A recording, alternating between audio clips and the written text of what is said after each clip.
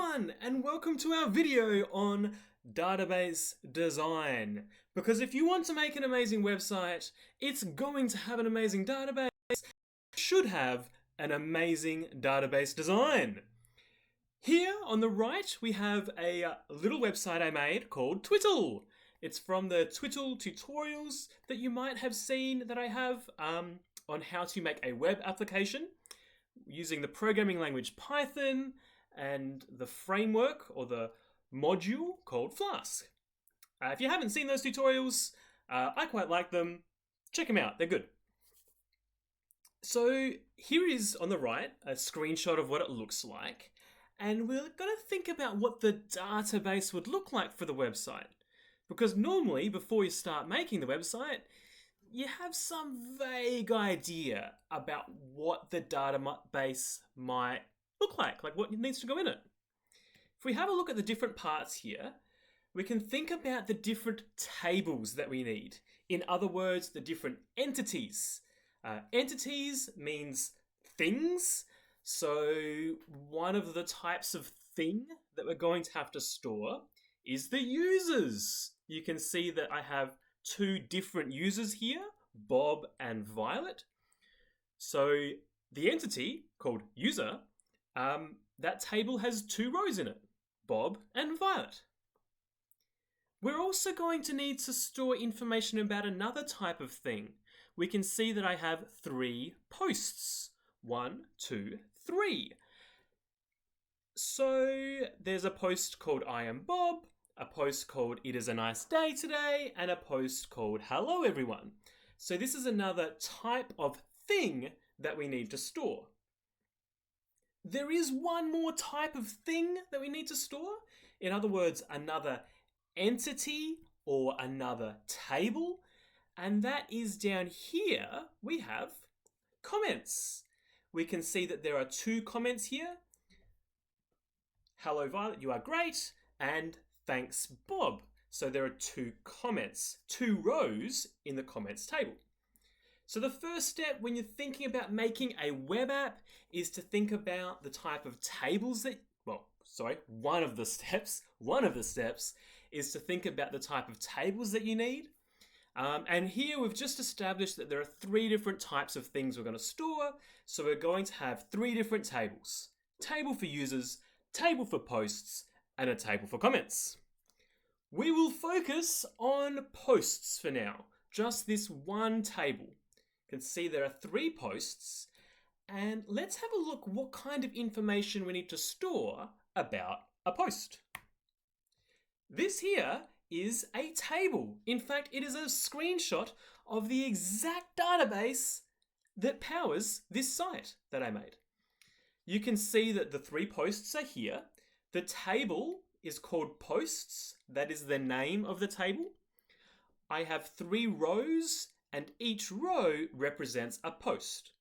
If the table is called posts in the plural, each row represents 1 post, singular.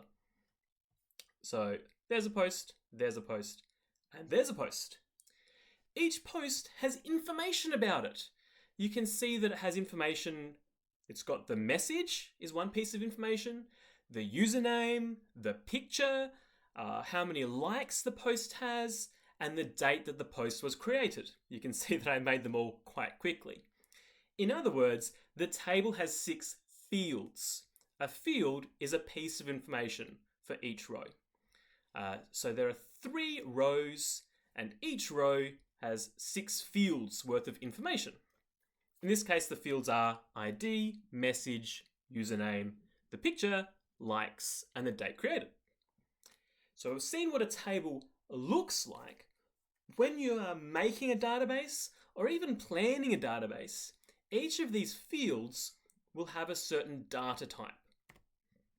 So we can think about what data types we might use for this table. I'll show you some options as we go through this. The first option, what we have here as a whole number, is an integer. An integer is a whole number. So if it's a whole number, then that whole field, this whole column, will be a whole number. The next one here is text. So we can just say that's text. This one looks like it is also text. This one looks like it is also text. When I say text, I mean letters A to Z, symbols like slashes, full stops, numbers, characters in other languages. All of that is text. The next one here, well, this just looks like an integer again. It's a whole number. And this last one is a moment in time, the date that it's created. So we will call it a date time. In fact, this is what it is called in SQL, which is what I use for databases and what most of the planet uses for databases is SQL. And yeah, this type called datetime combines a date and a time. Very sensible, I know. Great name. It comes from the same people that named the dryer and the toaster. It's exactly what it says on the tin. Other common data types that you might want to use include a date, very similar to a date time, but it doesn't have a time. A boolean and a float. Let's have a look at what these are. So a date, like I said, it's just a date without a time. So if you wanted to store the day someone was born, for example, that would be good.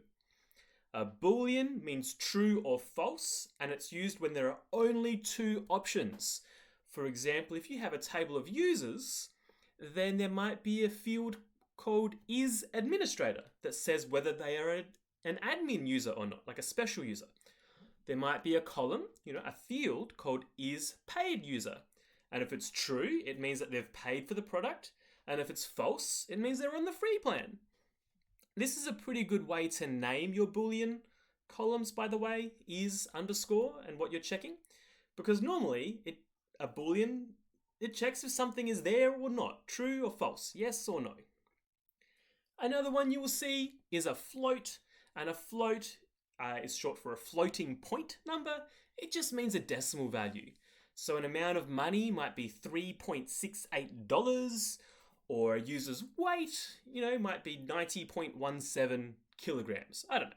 So a float is a decimal. The data types that you use obviously depends on the kind of data you need to store.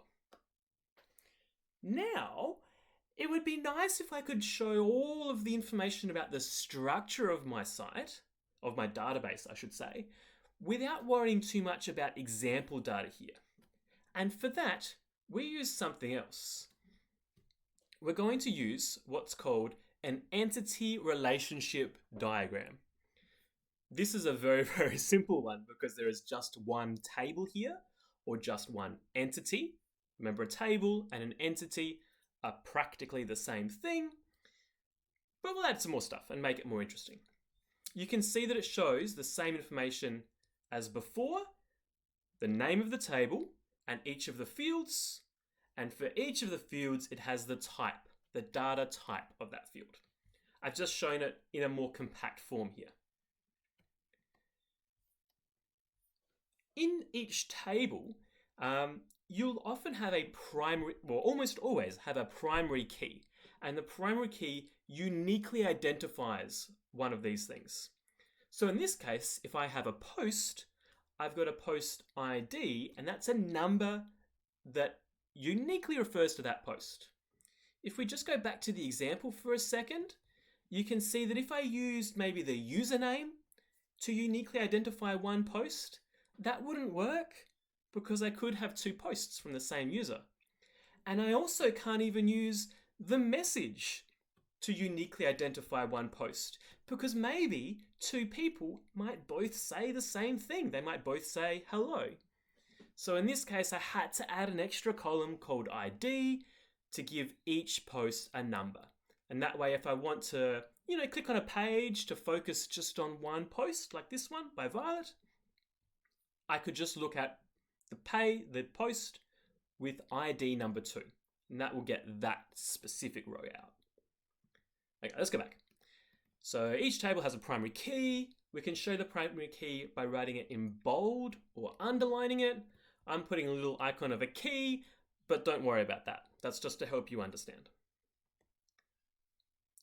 So how can we show that more than one table might be involved in our database, because it would be a very boring site if there were only posts, but no users and no comments and all those other things. So remember that tables are also called entities. The three entities that we had going way, way back, let's just really, there we go. We had users, posts, and comments were our three tables. So I'll go back again. There we go. Users, posts, and comments were our three tables. We already saw the fields that are involved for a post. The ones that are involved for a comment, also ID, but also you need to know the message that they commented, like what they said as their comment, the user that made the comment, and also the post ID that it applies to. I'll show more about that relationship a little bit later. The users table, you'll need to know their username, you'll need to know their password. In this case, I'm using the username as a primary key rather than adding an ID. You could do it either way. You can add an ID field if you want to, but in this case, I'm just assuming that no two users can have the same username. So that is my primary key. That is the thing that uniquely identifies a user. So each table has a primary key. It's unique for each of them. In this case, no two users will have the same username. One username specifies just one user. And importantly, because this is an entity relationship diagram, it shows how these things are connected together. Because look, a post has a username. And that username, from the table we saw, well, there were only two users, Bob and Violet, right? So that username has to come from the users table. So we can put an arrow showing that every username that is set for a post has to come from this field here. And that will point to a primary key. We can see the same for a username in a comment. Every comment, the username has to come from the users table. And it has to come from this field in the users table. And finally, there is another one here that every post ID needs to match an ID in the posts table. And that is what I want to explore in a bit more detail. These two tables here, comments and posts, they are linked. The post ID here has to match an ID in the posts table. This, hopefully, the end product will match something like this. I will have a post. The post has a message here, which is hello everyone. It has a username, it has a picture, likes, date created, all that stuff. But each post could have multiple comments. So that's what I want to be able to store in the database and show on my site. But how would I store that? This posts table, I already showed you earlier what that looks like in the database. And the comments table here, I'll show you it looks like this one. Pretty similar, I guess. But if I have this post here, I want to show this post in the screen. I want to make a product like this using, for example, Python with Flask. How do we display this list of comments for this post? I've got a post here. It's post number 1. The message is hello everyone. It's by Violet. In code, how would I list all of these comments? Well, what you would do is you would go into the comments table and you would find all of the posts that have a post ID of 1. So this post ID, this column here, refers to the post that it applies to. This hello Violet, you are great, applies to post number 1. And so does this thanks Bob comment, also applies to post number 1. Both of these are for this post. We also have another comment, which we can't see here, called I agree. And that comment applies to post number 3, which is this one, I am Bob. So there would be another post somewhere saying I am Bob, and a comment on it by Violet that says I agree. So that's how a relationship works between two tables, where this one here links into that one, and every post ID has to match an ID in the posts table. All right, I hope this has been helpful. If you have any questions, just let me know. And yeah, until next time, enjoy designing some awesome web applications. And I look forward to seeing you on the cover of Fortune magazine. Until next time.